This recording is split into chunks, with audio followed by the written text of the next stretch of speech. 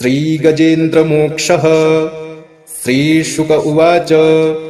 एवं व्यवसितो बुद्ध्या समाधाय मनोहृदि जजाप परमं जाप्यं प्राग्जन्मन्यनुशिक्षितम्। गजेन्द्र उवाच ॐ नमो भगवते तस्मै यत एतच्चिदात्मकं पुरुषायादिबीजाय परेशायाभिधीमहि यस्मिन्निदं यतश्चेदं येनेदं य इदं स्वयं योऽस्मात् परस्माच्च परस्तं प्रपद्ये स्वयंभुवम् यः स्वात्मनीदं निजमाययार्पितं क्वचिद्विभातं क्वच तत्तिरोहितम् अविद्धदृक्साक्षिभयं तदीक्षते स आत्ममूलो वतु मां परात्परः। कालेन पञ्चत्वमितेषु कृत्स्नशो लोकेषु पालेषु च सर्वहेतुषु तमस्तदासीद् गहनं गभीरं यस्तस्य पारेऽभिविराजते विभुः न यस्य देवा ऋषयः पदं विदुर्जन्तुः पुनः कोऽर्हति गन्तुमीरितुम् यथा नटस्याकृतिभिर्विचेष्टतो दुरत्ययानुक्रमणः समावतु दिदृक्षवो यस्य पदं सुमङ्गलं विमुक्तसङ्गा मुनयः सुसाधवः चरन्त्यलोकव्रतमव्रडं वने भूतात्मभूताः सुहृदः समे गतिः न विद्यते यस्य च जन्म कर्म वा न नामरूपे गुणदोष एव वा तथापि लोकाप्ययसम्भवाय यः स्वमायया तान्यनुकालमृच्छति तस्मै नमः परेशाय ब्रह्मणेऽनन्तशक्तये अरूपायोरुरूपाय नम आश्चर्यकर्मणे नम आत्मप्रदीपाय साक्षिणे परमात्मने नमो गिरां विदूराय मनसश्चेतसामपि सत्त्वेन प्रतिलभ्याय नैष्कर्म्येण विपश्चिता नमः कैवल्यनाथाय निर्वाणसुखसंविदे नमः शान्ताय घोराय मूढाय गुढधर्मिणे निर्विशेषाय साम्याय नमो ज्ञानघनाय च क्षेत्रज्ञाय नमस्तुभ्यं सर्वाध्यक्षाय साक्षिणे पुरुषायात्ममूलाय मूलप्रकृतये नमः सर्वेन्द्रियगुणद्रष्ट्रे सर्वप्रत्ययहेतवे असताच्छाय योक्ताय सदा भासाय ते नमः नमो नमस्तेऽखिलकारणाय निष्कारणायाद्भुतकारणाय सर्वागमाम्नाय महार्णवाय नमोपवर्गाय परायणाय गुडारणिच्छन्नचिदूष्मपाय तच्छोभविस्फूर्जितमानसाय नैष्कर्म्यभावेन विवर्जितागम स्वयं प्रकाशाय नमस्करोमि मादृक्प्रपन्नपशुपाशविमोक्षणाय मुक्ताय भूरि करुणाय नमोलयाय स्वांशेन सर्वतनुभृन्मनसि प्रतीत प्रत्यग्दृशे भगवते बृहते नमस्ते आत्मात्मजाप्तगृहवित्तजनेषु सक्तैर्दुष्प्रापणाय गुणसङ्गविवर्जिताय मुक्तात्मभिः स्वहृदये परिभाविताय ज्ञानात्मने भगवते नम ईश्वराय यं धर्मकामार्थविमुक्तिकामा भजन्त इष्टां गतिमाप्नुवन्ति किं त्वाशिशोरात्यपि देहमव्ययं करोतु मेदभ्रदयो विमोक्षणम् एकान्तिनो यस्य न कञ्चनार्थं वाञ्छन्ति ये वै भगवत्प्रपन्नाः अत्यद्भुतं तच्चरितं सुमङ्गलं गायन्त आनन्दसमुद्रमग्नाः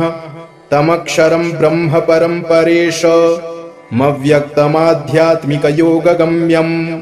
अतीन्द्रियं सूक्ष्ममिवातिदूर मनन्तमाद्यं परिपूर्णमीडे यस्य ब्रह्मादयो देवा वेदा लोकाश्चराचराः नामरूपविभेदेन फल्गव्याचकलया कृताः यथार्चिषोऽग्नेः सवितुर्गभस्तयो निर्यान्ति संयान्तसकृत्स्वरोचिषः तथा यतोऽयं गुणसम्प्रवाहो बुद्धिर्मनः खानि शरीरसर्गाः स वै न देवासुरमर्त्यतिर्यं न स्त्री न षण्ढो न पुमान् न जन्तुः नायं गुडः कर्म न सन्न चासन् निषेधशेषो जयतादशेषः जिजीविषे नाहमिहामुयाकी मन्तर्बहिश्चावृतये भयोन्या इच्छामि कालेन न यस्य विप्लवस्तस्यात्मलोकावरणस्य मोक्षम् सोऽहं विश्वसृजं विश्वं विश्ववेदसं विश्वात्मानमजं ब्रह्म प्रणतोऽस्मि परं पदम् योगरन्धितकर्माणो हृदि योगविभाविते योगिनोऽयं प्रपश्यन्ति योगेशं तं नतोऽस्म्यहम् नमो नमस्तुभ्यमसह्यवेग शक्तित्रयायाखिलधिगुणाय प्रपन्नपालाय दुरन्तशक्तये कदिन्द्रियाणामनवाप्यवर्त्मने नायं वेद स्वमात्मानं यच्छक्त्याहं धिया हतं तं दुरत्ययमाहात्म्यं भगवन्तमितोऽस्म्यहम्। श्रीशुक उवाच एवं गजेन्द्रमुपवर्णितनिर्विशेषं ब्रह्मादयो विविधलिङ्गभिदाभिमानाः नैते यदोपससृपुरनिखिलात्मकत्वात् तत्राखिलामरमयो हरिराविरासीत् तं तद्वदार्थमुपलभ्य जगन्निवासः स्तोत्रं निशम्य दिविजैः सह संस्तुवद्भिः छन्दोमयेन गरुडेन समुह्यमानश्चक्रायुधोऽभ्यगमदाशु यतो गजेन्द्रः सोऽन्तः सरस्युरुबलेन गृहीत आर्तो दृष्ट्वा गरुत्मतिहरिं ख उपात्तचक्रम् उच्छिप्य साम्बुजकरं गिरमाह कृच्छ्रान् नारायणाखिलगुरो भगवन्नमस्ते तं वीक्ष्य पीडितमजः सहसावतीर्य सग्राहमाशु सरसः कृपयोज्जहार ग्राहाद्विपाटितमुखादरिणा गजेन्द्रम् सम्पश्यतां हरिरमुमुच दुस्त्रियाणाम्। श्रीशुक उवाच एवं व्यवसितो बुद्ध्या समाधाय मनोहृदि जजाप परमं जाप्यं प्राग्जन्मन्यनुशिक्षितम्। गजेन्द्र उवाच ॐ नमो भगवते तस्मै यत एतच्चिदात्मकम् पुरुषायादिबीजाय परेशायाभिधीमहि यस्मिन्निदं यतश्चेदं येनेदं य इदं स्वयं योऽस्मात् परस्माच्च परस्तं प्रपद्ये स्वयंभुवम् यः स्वात्मनीदं निजमाययार्पितं क्वचिद्विभातं क्व च तत्तिरोहितम् अविद्धदृक्साक्षिभयं तदीक्षते स आत्ममूलो वतु मां परात्परः कालेन पञ्चत्वमितेषु कृत्स्नशो लोकेषु पालेषु च सर्वहेतुषु तमस्तदासीद् गहनं गभीरम् यस्तस्य पारेऽभिविराजते विभुः न यस्य देवा ऋषयः पदं विदुर्जन्तुः पुनः कोऽर्हति गन्तुमीरितुम् यथा नटस्याकृतिभिर्विचेष्टतो दुरत्ययानुक्रमणः समावतु दिदृक्षवो यस्य पदं सुमङ्गलम् विमुक्तसङ्गा मुनयः सुसाधवः चरन्त्यलोकव्रतमव्रडं वने भूतात्मभूताः सुहृदः समे गतिः न विद्यते यस्य च जन्म कर्म वा न नामरूपे गुणदोष एव वा तथापि लोकाप्ययसम्भवाय यः स्वमायया तान्यनुकालमृच्छति तस्मै नमः परेशाय ब्रह्मणेऽनन्तशक्तये अरूपायोरुरूपाय नम आश्चर्यकर्मणे नम आत्मप्रदीपाय साक्षिणे परमात्मने नमो गिरां विदूराय मनसश्चेतसामपि सत्त्वेन प्रतिलभ्याय नैष्कर्म्येण विपश्चिता नमः कैवल्यनाथाय निर्वाणसुखसंविदे नमः शान्ताय घोराय मूढाय गुणधर्मिणे निर्विशेषाय साम्याय नमो ज्ञानघनाय च क्षेत्रज्ञाय नमस्तुभ्यं सर्वाध्यक्षाय साक्षिणे पुरुषायात्ममूलाय मूलप्रकृतये नमः सर्वेन्द्रियगुणद्रष्ट्रे सर्वप्रत्ययहेतवे असताच्छाय योक्ताय सदा भासाय ते नमः। नमो नमस्तेऽखिलकारणाय निष्कारणायाद्भुतकारणाय सर्वागमाम्नाय महार्णवाय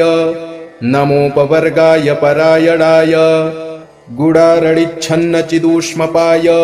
तच्छोभविस्फूर्जितमानसाय नैष्कर्म्यभावेन विवर्जितागम स्वयं प्रकाशाय नमस्करोमि। माद्रिक्प्रपन्नपशुपाशविमोक्षणाय मुक्ताय भूरि करुणाय नमोलयाय स्वांशेन सर्वतनुभृन्मनसि प्रतीत प्रत्यग्दृशे भगवते बृहते नमस्ते। आत्मात्मजाप्तगृहवित्तजनेषु सक्तैर्दुष्प्रापणाय गुडसङ्गविवर्जिताय मुक्तात्मभिः स्वहृदये परिभाविताय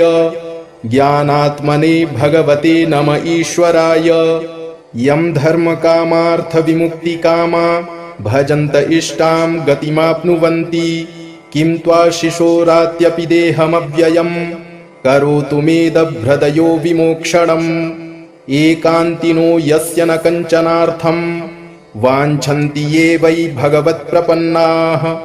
अत्यद्भुतं तच्चरितं सुमङ्गलं गायन्त आनन्दसमुद्रमग्नाः तमक्षरं ब्रह्म परं परेश मव्यक्तमाध्यात्मिकयोगगम्यम् अतीन्द्रियं सूक्ष्ममिवातिदूर मनन्तमाद्यं परिपूर्णमीडे यस्य ब्रह्मादयो देवा वेदा लोकाश्चराचराः नामरूपविभेदेन फल्गव्याचकलया कृताः यथार्चिषोऽग्नेः सवितुर्गभस्तयो निर्यान्ति संयान्तसकृत्स्वरोचिषः तथा यतोऽयं गुडसम्प्रवाहो बुद्धिर्मनः खानि शरीरसर्गाः स वै न देवासुरमर्त्यतिर्यं न स्त्री न षण्ढो न पुमान् न जन्तुः नायं गुडः कर्म न सन्न चासन् निषेधशेषो जयतादशेषः जिजीविषे नाहमिहामुयाकी मन्तर्बहिश्चावृतये भयोन्या इच्छामि कालेन न यस्य विप्लवस्तस्यात्मलोकावरणस्य मोक्षम्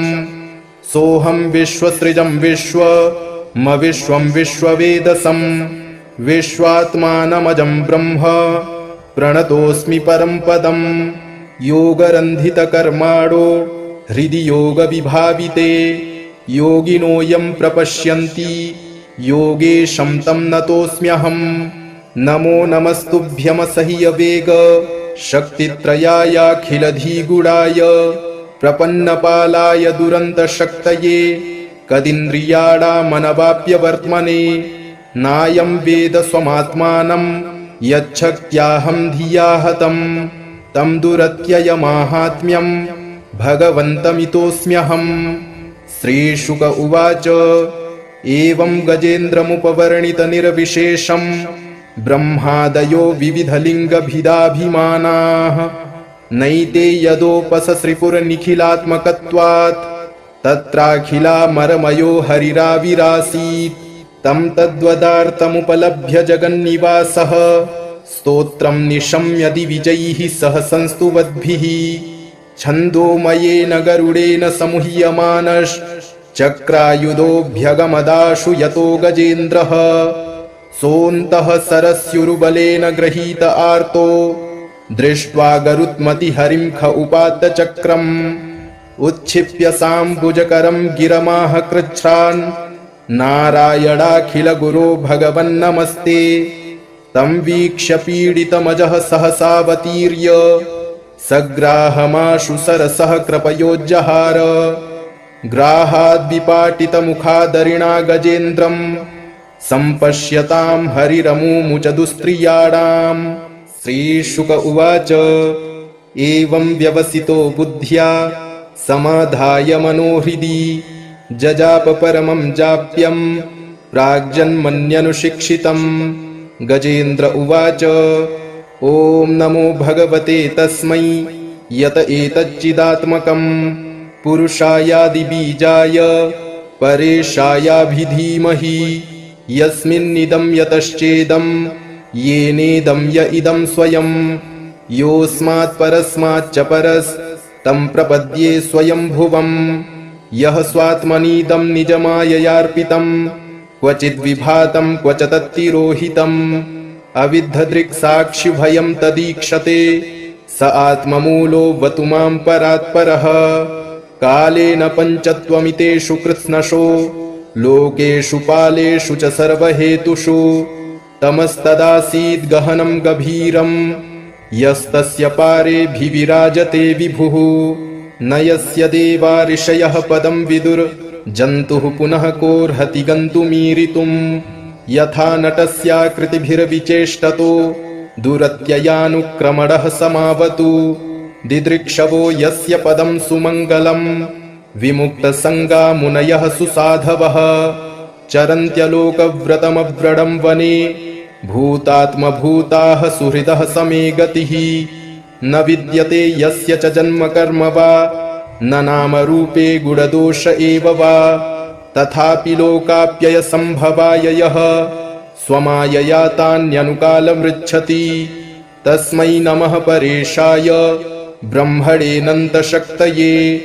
अरूपायोरुरूपाय नम आश्चर्यकर्मणे नम आत्मप्रदीपाय साक्षिणे परमात्मने नमो गिरां विदूराय मनसश्चेतसामपि सत्त्वेन प्रतिलभ्याय नैष्कर्म्येण विपश्चिता नमः कैवल्यनाथाय निर्वाणसुखसंविदे नमः शान्ताय घोराय मूढाय गुढधर्मिणे निर्विशेषाय साम्याय नमो ज्ञानघनाय च क्षेत्रज्ञाय नमस्तुभ्यं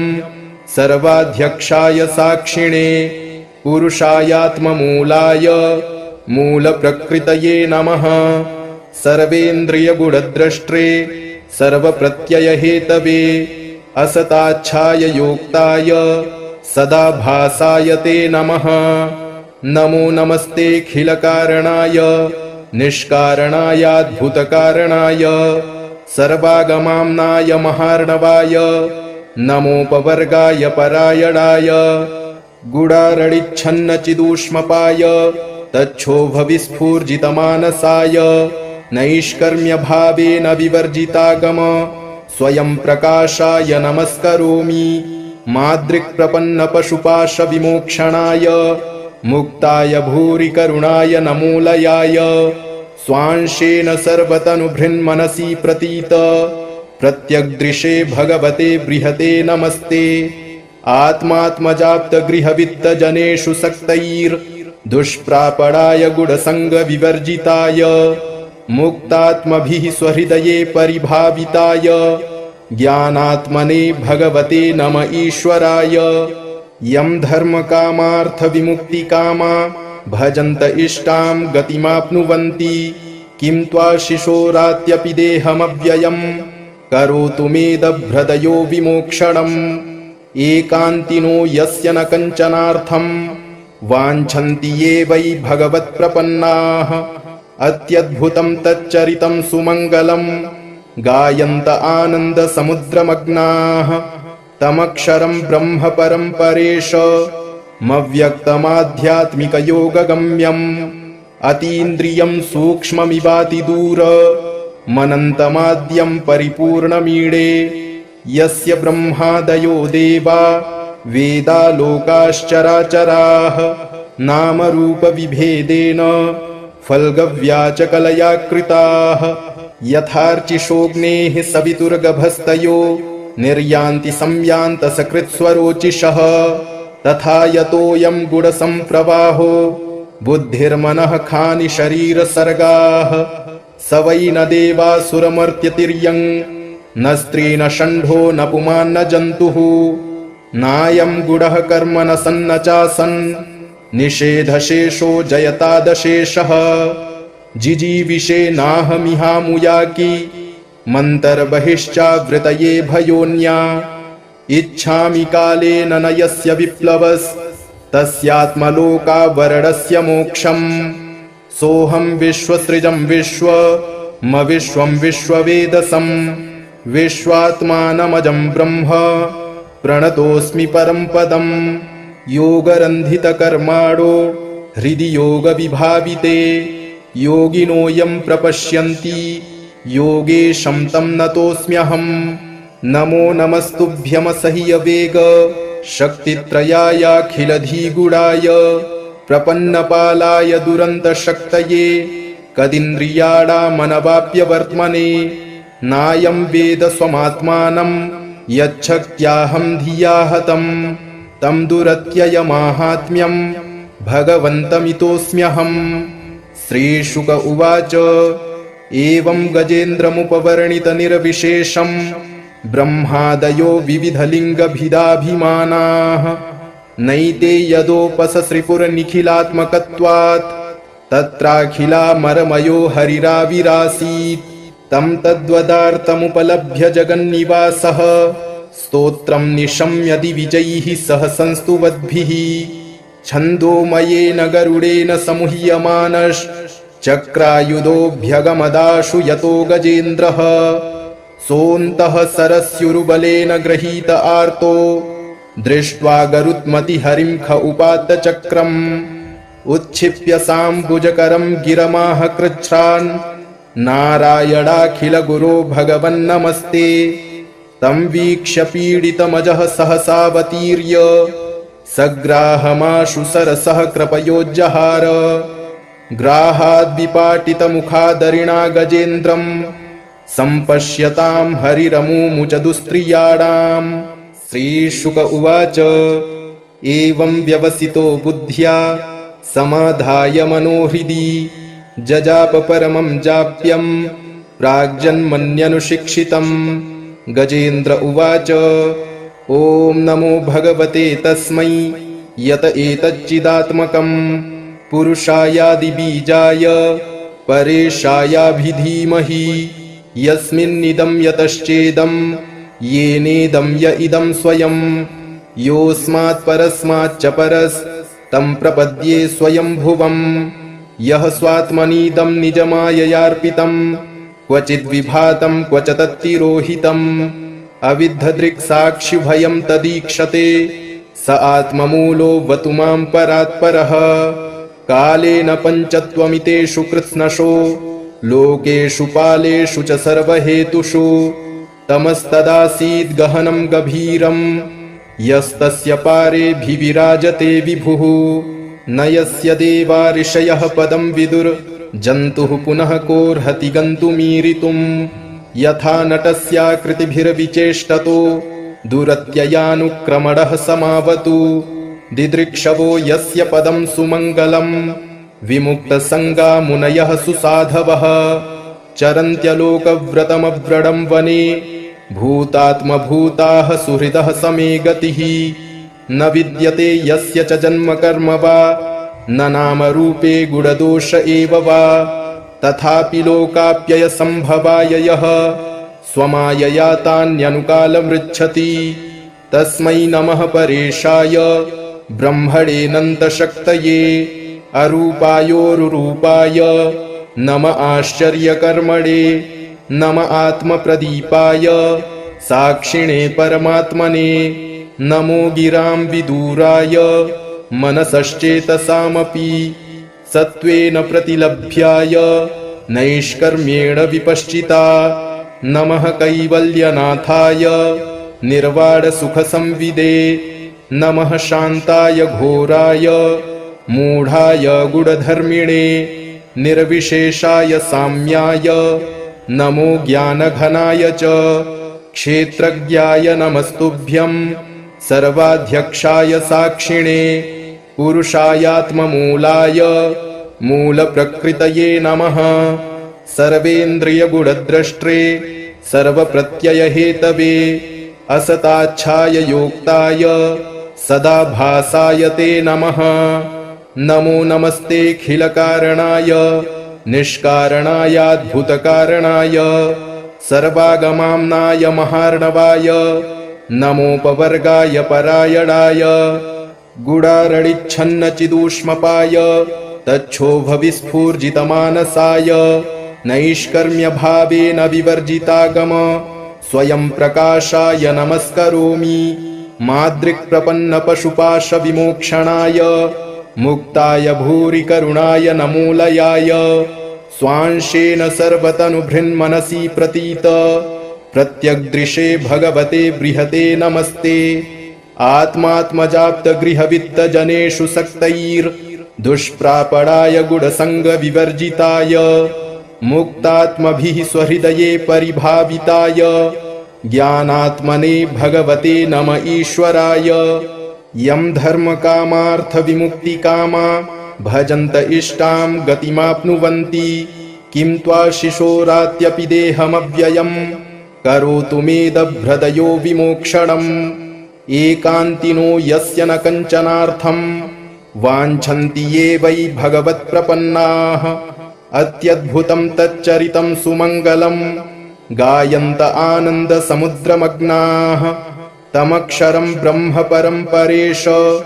मव्यक्तमाध्यात्मिकयोगगम्यम् अतीन्द्रियं सूक्ष्ममिवातिदूर मनन्तमाद्यं परिपूर्णमीडे यस्य ब्रह्मादयो देवा वेदा लोकाश्चराचराः नामरूपविभेदेन फल्गव्याचकलया कृताः यथार्चिषोऽग्नेः सवितुर्गभस्तयो निर्यान्ति संयान्तसकृत्स्वरोचिषः तथा यतोऽयं गुणसम्प्रवाहो बुद्धिर्मनः खानि शरीरसर्गाः स वै न देवासुरमर्त्यतिर्यं न स्त्री न षण्ढो न पुमान् न जन्तुः नायं गुणः कर्म न सन्न चासन् निषेधशेषो जयतादशेषः जिजीविषे नाहमिहामुयाकी मन्तर्बहिश्चावृतये भयोन्या इच्छामि कालेन न यस्य विप्लवस्तस्यात्मलोकावरणस्य मोक्षम् सोऽहं विश्वसृजं विश्वं विश्ववेदसं विश्वात्मानमजं ब्रह्म प्रणतोऽस्मि परं पदम् योगरन्धितकर्माणो हृदि योगविभाविते योगिनोऽयं प्रपश्यन्ति योगेशं तं नतोऽस्म्यहम् नमो नमस्तुभ्यमसह्यवेग शक्तित्रयायाखिलधिगुणाय प्रपन्नपालाय दुरन्तशक्तये कदिन्द्रियाणामनवाप्यवर्त्मने नायं वेद स्वमात्मानं यच्छक्त्याहं धिया हतं तं दुरत्ययमाहात्म्यं भगवन्तमितोऽस्म्यहम् श्रीशुक उवाच एवं गजेन्द्रमुपवर्णितनिर्विशेषं ब्रह्मादयो विविधलिङ्गभिदाभिमानाः नैते यदोपससृपुरनिखिलात्मकत्वात् तत्राखिलामरमयो हरिराविरासीत् तं तद्वदार्थमुपलभ्य जगन्निवासः स्तोत्रं निशम्य दिविजैः सह संस्तुवद्भिः छन्दोमयेन गरुडेन समुह्यमानश्चक्रायुधोऽभ्यगमदाशु यतो गजेन्द्रः सोऽन्तः सरस्युरुबलेन गृहीत आर्तो दृष्ट्वा गरुत्मतिहरिं ख उपात्तचक्रम् उच्छिप्य साम्बुजकरं गिरमाह कृच्छ्रान् नारायणाखिलगुरो भगवन्नमस्ते तं वीक्ष्य पीडितमजः सहसावतीर्य सग्राहमाशु सरसः कृपयोज्जहार ग्राहाद्विपाटितमुखादरिणा गजेन्द्रम् सम्पश्यतां हरिरमुमुच दुस्त्रियाणाम् श्रीशुक उवाच एवं व्यवसितो बुद्ध्या समाधाय मनोहृदि जजाप परमं जाप्यं प्राग्जन्मन्यनुशिक्षितम् गजेन्द्र उवाच ॐ नमो भगवते तस्मै यत एतच्चिदात्मकम् पुरुषायादिबीजाय परेशायाभिधीमहि यस्मिन्निदं यतश्चेदं येनेदं य इदं स्वयं योऽस्मात् परस्माच्च परस्तं प्रपद्ये स्वयंभुवम् यः स्वात्मनीदं निजमाययार्पितं क्वचिद्विभातं क्वच तत्तिरोहितम् अविद्धदृक्साक्षिभयं तदीक्षते स आत्ममूलो वतु मां परात्परः कालेन पञ्चत्वमितेषु कृत्स्नशो लोकेषु पालेषु च सर्वहेतुषु तमस्तदासीद् गहनं गभीरं यस्तस्य पारेऽभिविराजते विभुः न यस्य देवा ऋषयः पदं विदुर् जन्तुः पुनः कोऽर्हति गन्तुमीरितुं यथा नटस्याकृतिभिर्विचेष्टतो दुरत्ययानुक्रमणः समावतु दिदृक्षवो यस्य पदं सुमङ्गलं विमुक्तसङ्गा मुनयः सुसाधवः चरन्त्यलोकव्रतमव्रडं वने भूतात्मभूताः सुहृदः समे गतिः न विद्यते यस्य च जन्म कर्म वा न नामरूपे गुणदोष एव वा तथापि लोकाप्ययसम्भवाय यः स्वमायया तान्यनुकालमृच्छति तस्मै नमः परेशाय ब्रह्मणेऽनन्तशक्तये अरूपायोरुरूपाय नम आश्चर्यकर्मणे नम आत्मप्रदीपाय साक्षिणे परमात्मने नमो गिरां विदूराय मनसश्चेतसामपि सत्त्वेन प्रतिलभ्याय नैष्कर्म्येण विपश्चिता नमः कैवल्यनाथाय निर्वाणसुखसंविदे नमः शान्ताय घोराय मूढाय गुढधर्मिणे निर्विशेषाय साम्याय नमो ज्ञानघनाय च क्षेत्रज्ञाय नमस्तुभ्यं सर्वाध्यक्षाय साक्षिणे पुरुषायात्ममूलाय मूलप्रकृतये नमः सर्वेन्द्रियगुणद्रष्ट्रे सर्वप्रत्ययहेतवे असताच्छाय योक्ताय सदा भासाय ते नमः नमो नमस्तेऽखिलकारणाय निष्कारणायाद्भुतकारणाय सर्वागमाम्नाय महार्णवाय नमोपवर्गाय परायणाय गुडारडिच्छन्नचिदूष्मपाय तच्छोभविस्फूर्जितमानसाय नैष्कर्म्यभावेन विवर्जितागम स्वयं प्रकाशाय नमस्करोमि मादृक्प्रपन्नपशुपाशविमोक्षणाय मुक्ताय भूरिकरुणाय नमोलयाय स्वांशेन सर्वतनुभृन्मनसि प्रतीत प्रत्यग्दृशे भगवते बृहते नमस्ते आत्मात्मजाप्तगृहवित्तजनेषु सक्तैर्दुष्प्रापणाय गुणसङ्गविवर्जिताय मुक्तात्मभिः स्वहृदये परिभाविताय ज्ञानात्मने भगवते नम ईश्वराय यं धर्मकामार्थविमुक्तिकामा भजन्त इष्टां गतिमाप्नुवन्ति किं त्वाशिशोरात्यपि देहमव्ययं करोतु मेदभ्रदयो विमोक्षणम् एकान्तिनो यस्य न कञ्चनार्थं वाञ्छन्ति ये वै भगवत्प्रपन्नाः अत्यद्भुतं तच्चरितं सुमङ्गलं गायन्त आनन्दसमुद्रमग्नाः तमक्षरं ब्रह्म परं परेश मव्यक्तमाध्यात्मिकयोगगम्यम् अतीन्द्रियं सूक्ष्ममिवातिदूर मनन्तमाद्यं परिपूर्णमीडे यस्य ब्रह्मादयो देवा वेदा लोकाश्चराचराः नामरूपविभेदेन फल्गव्याचकलया कृताः यथार्चिषोऽग्नेः सवितुर्गभस्तयो निर्यान्ति संयान्तसकृत्स्वरोचिषः तथा यतोऽयं गुणसम्प्रवाहो बुद्धिर्मनः खानि शरीरसर्गाः स वै न देवासुरमर्त्यतिर्यं न स्त्री न षण्ढो न पुमान् न जन्तुः नायं गुणः कर्म न सन्न चासन् निषेधशेषो जयतादशेषः जिजीविषे नाहमिहामुयाकी मन्तर्बहिश्चावृतये भयोन्या इच्छामि कालेन न यस्य विप्लवस्तस्यात्मलोकावरणस्य मोक्षम् सोऽहं विश्वसृजं विश्वं विश्ववेदसं विश्वात्मानमजं ब्रह्म प्रणतोऽस्मि परं पदं योगरन्धितकर्माणो हृदि योगविभाविते योगिनोऽयं प्रपश्यन्ति योगेशं तं नतोऽस्म्यहं नमो नमस्तुभ्यमसह्यवेग शक्तित्रयायाखिलधिगुणाय प्रपन्नपालाय दुरन्तशक्तये कदिन्द्रियाणामनवाप्यवर्त्मने नायं वेद स्वमात्मानं यच्छक्त्याहं धिया हतं तं दुरत्ययमाहात्म्यं भगवन्तमितोऽस्म्यहम्। श्रीशुक उवाच एवं गजेन्द्रमुपवर्णितनिर्विशेषं ब्रह्मादयो विविधलिङ्गभिदाभिमानाः नैते यदोपसश्रिपुरनिखिलात्मकत्वात्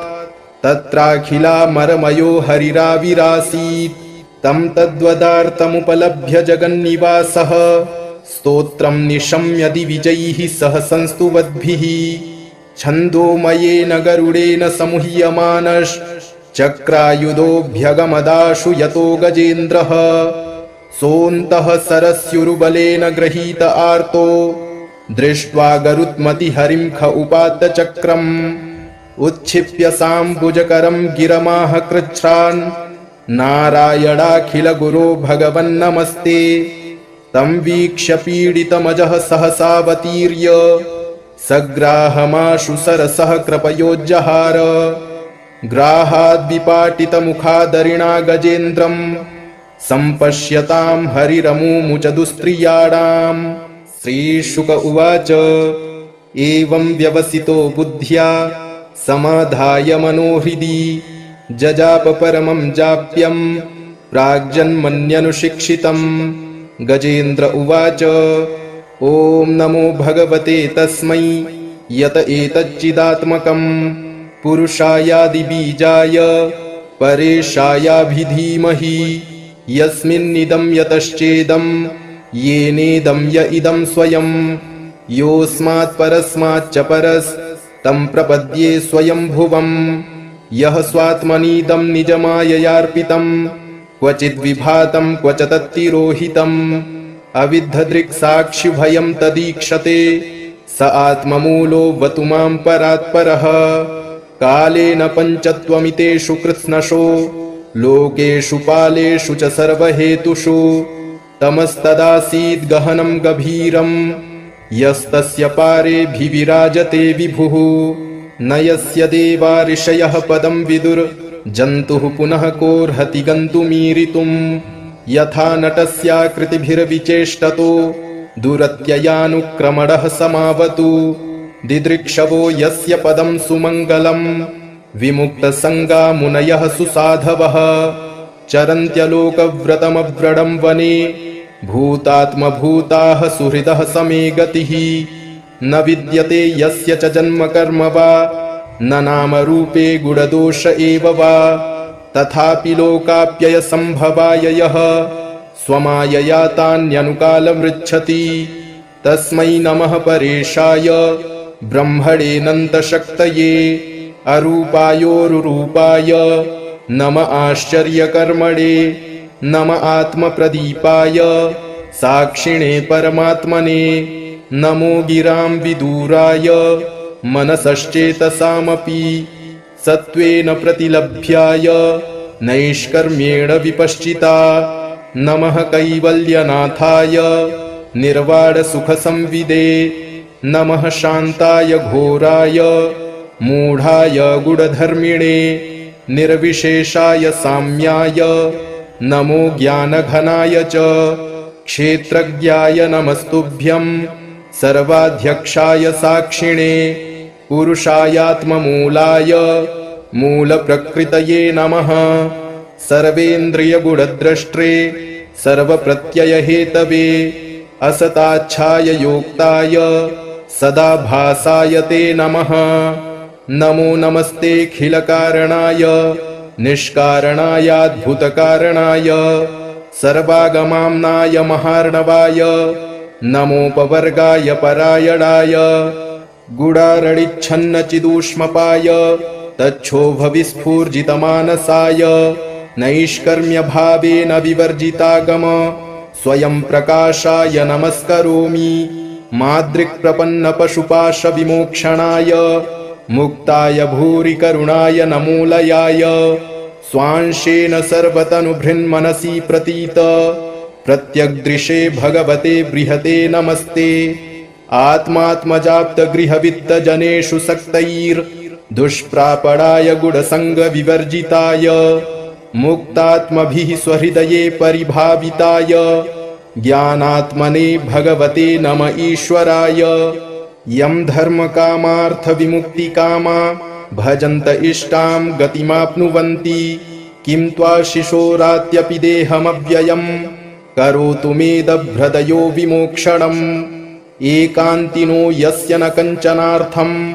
वाञ्छन्ति ये वै भगवत्प्रपन्नाः अत्यद्भुतं तच्चरितं सुमङ्गलम् गायन्त आनन्दसमुद्रमग्नाः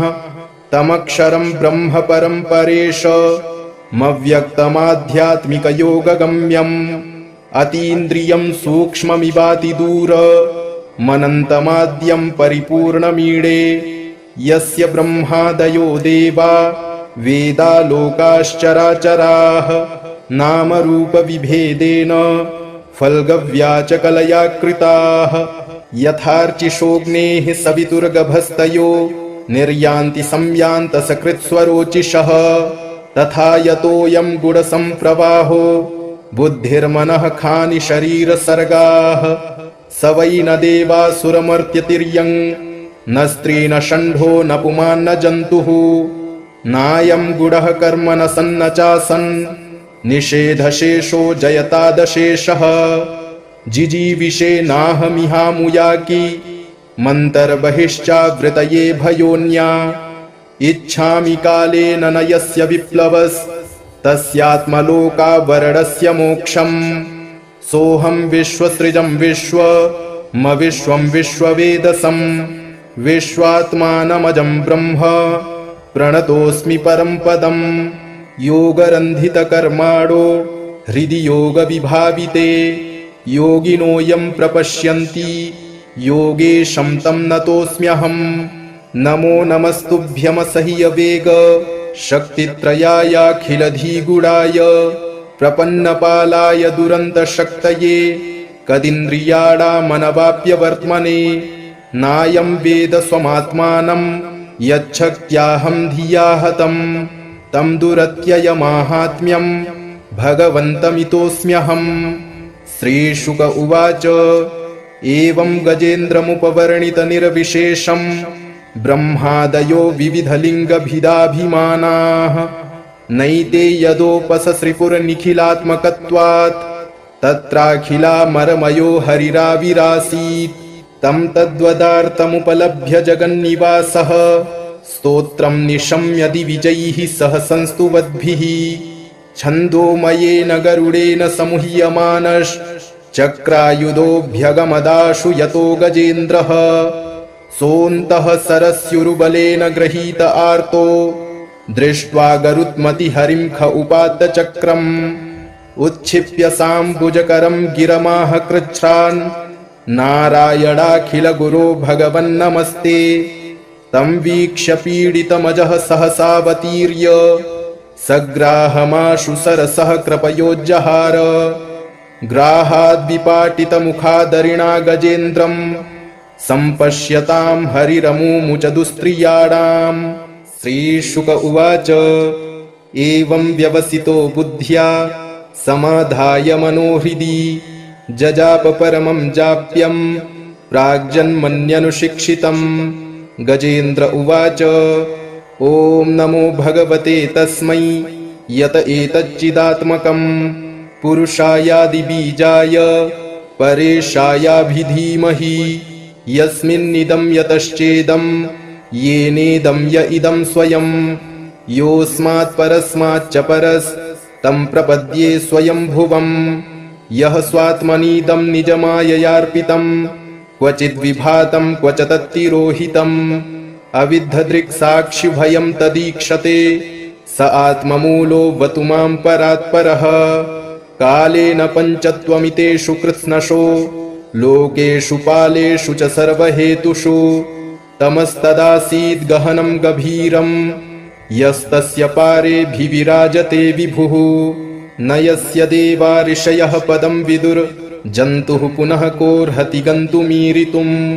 यथा नटस्याकृतिभिर्विचेष्टतो दुरत्ययानुक्रमणः समावतु दिदृक्षवो यस्य पदं सुमङ्गलम् विमुक्तसङ्गा मुनयः सुसाधवः चरन्त्यलोकव्रतमव्रडं वने भूतात्मभूताः सुहृदः समे गतिः न विद्यते यस्य च जन्म कर्म वा न नामरूपे गुणदोष एव वा तथापि लोकाप्ययसम्भवाय यः स्वमायया तान्यनुकालमृच्छति तस्मै नमः परेशाय ब्रह्मणेऽनन्तशक्तये अरूपायोरुरूपाय नम आश्चर्यकर्मणे नम आत्मप्रदीपाय साक्षिणे परमात्मने नमो गिरां विदूराय मनसश्चेतसामपि सत्त्वेन प्रतिलभ्याय नैष्कर्म्येण विपश्चिता नमः कैवल्यनाथाय निर्वाणसुखसंविदे नमः शान्ताय घोराय मूढाय गुढधर्मिणे निर्विशेषाय साम्याय नमो ज्ञानघनाय च क्षेत्रज्ञाय नमस्तुभ्यं सर्वाध्यक्षाय साक्षिणे पुरुषायात्ममूलाय मूलप्रकृतये नमः सर्वेन्द्रियगुणद्रष्ट्रे सर्वप्रत्ययहेतवे असताच्छाय योक्ताय सदा भासाय ते नमः नमो नमस्तेऽखिलकारणाय निष्कारणायाद्भुतकारणाय सर्वागमाम्नाय महार्णवाय नमोपवर्गाय परायणाय गुडारणिच्छन्नचिदूष्मपाय तच्छोभविस्फूर्जितमानसाय नैष्कर्म्यभावेन विवर्जितागम स्वयं प्रकाशाय नमस्करोमि मादृक्प्रपन्नपशुपाशविमोक्षणाय मुक्ताय भूरि करुणाय नमोलयाय स्वांशेन सर्वतनुभृन्मनसि प्रतीत प्रत्यग्दृशे भगवते बृहते नमस्ते आत्मात्मजाप्तगृहवित्तजनेषु सक्तैर्दुष्प्रापणाय गुणसङ्गविवर्जिताय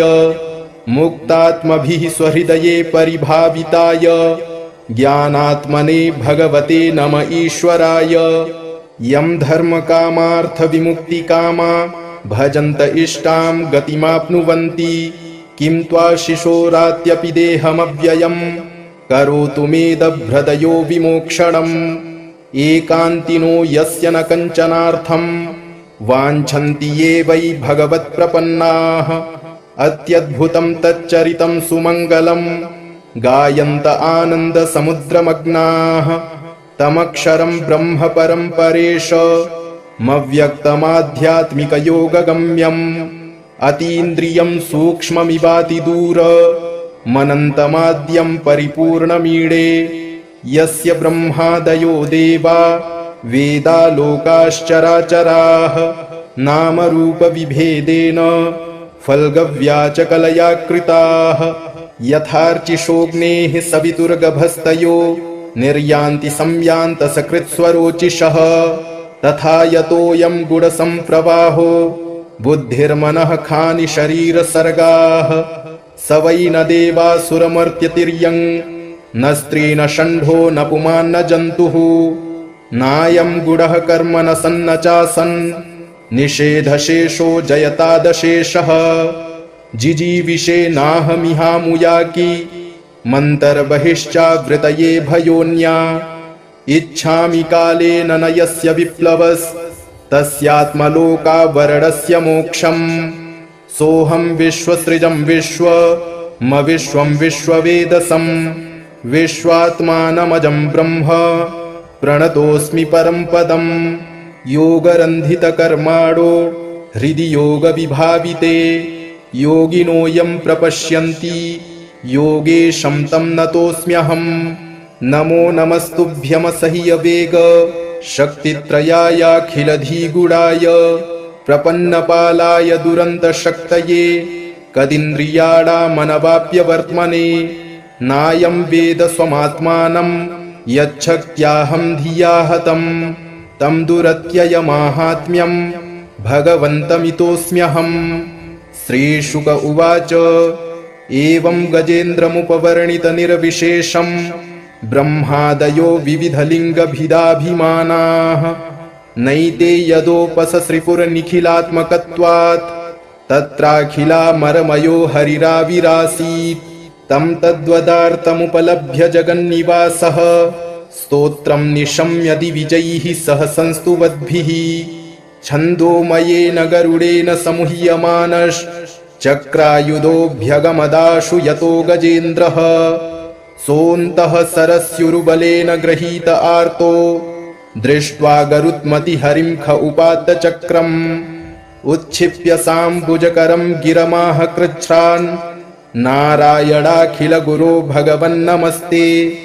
तं वीक्ष्य पीडितमजः सहसावतीर्य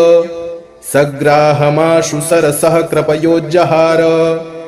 ग्राहाद्विपाटितमुखादरिणा गजेन्द्रम् सम्पश्यतां हरिरमुमुच दुस्त्रियाणाम्